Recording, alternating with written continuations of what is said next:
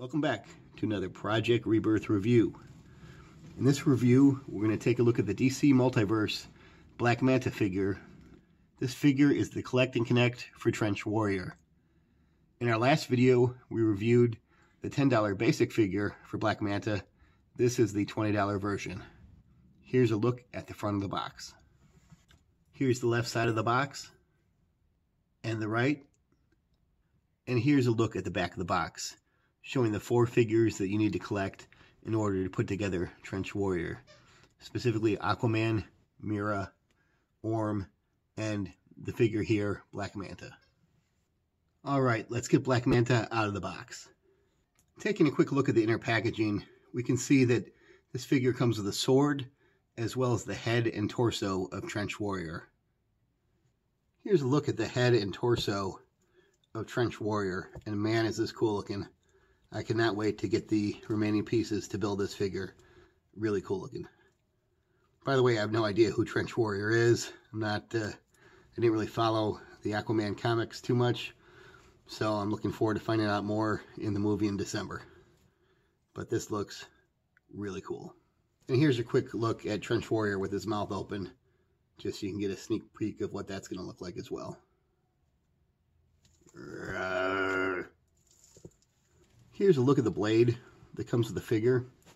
And while it is nice looking out, I have a couple complaints. Number one was this was seriously bent in the packaging. I'll see if you can see the curve.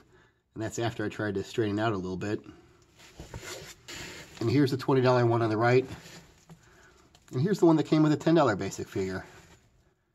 And I gotta say, that in my opinion, the blade that came with the $10 figure is a lot nicer. That's a big surprise. And here's a look at Black Manta out of the box. And this is a great looking figure. Let's take a 360 look at the figure.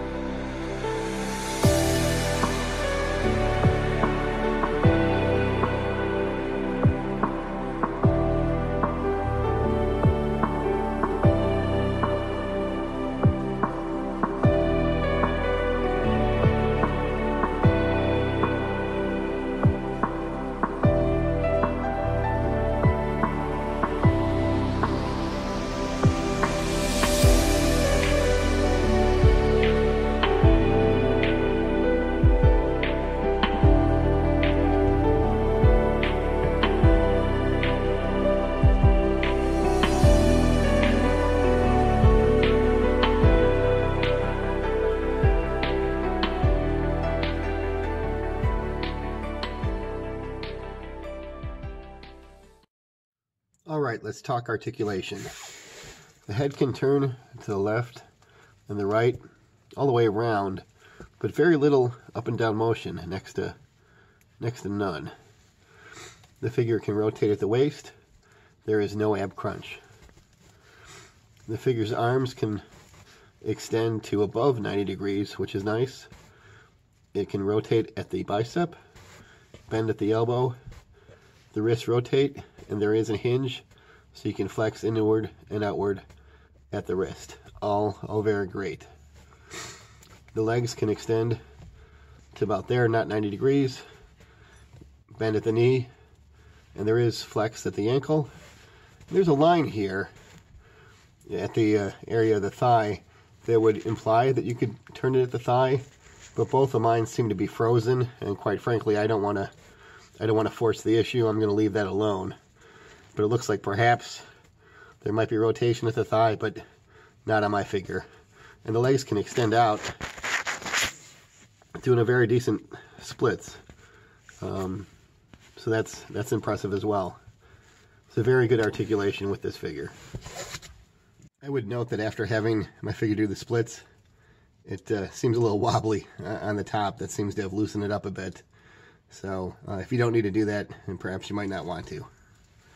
And here's a look at the $20 and $10 figure side by side. Of course, the $10 figure on the left and the larger $20 figure on the right. With regard to some subtle differences between the two figures besides the size, there's some black paintwork, accent work on the top of the figure, at the helmet, and around the eyes. Otherwise, they're nearly identical in the front, and the two figures are nearly identical from the rear view as well. So given how similar they look, if you're only buying one, which one would you pick? Well, that would depend on whether or not you need to have it equal in scale with other 6-inch figures from the $20 price point line, and also whether you want the collect and connect piece. If those factors aren't important to you, then I'd probably just get the $10 figure. If you do want to get the collect and connect piece, which looks quite cool, then I would get the $20 figure. Here's the Black Manta figure alongside the shirtless Aquaman from Justice League. And here he is with the armored version of Aquaman from Justice League as well. And next to the Justice League version, Amazon exclusive of Queen Mara. And here's my final thoughts on this figure. I think this figure looks great, the details are outstanding, and it's a really impressive and intimidating looking figure. The hard part comes in choosing between this and the $10 version, and it really depends on what your individual needs are.